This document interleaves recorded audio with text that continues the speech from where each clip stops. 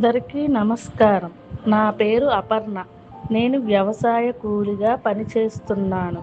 మా ప్రాంతంలో మహిళలకు సరైన స్నానాల గది మరియు పరిశుభ్రత సౌకర్యాలు లేక చాలా ఇబ్బందులు ఉండేవి.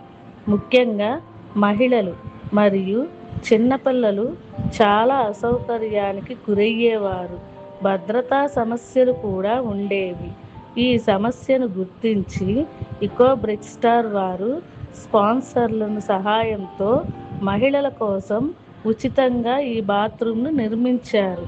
ఇప్పుడు మహిళలకు సురక్షితమైన మరియు పరిశుభ్రమైన సౌకర్యం అందుబాటులో ఉంది.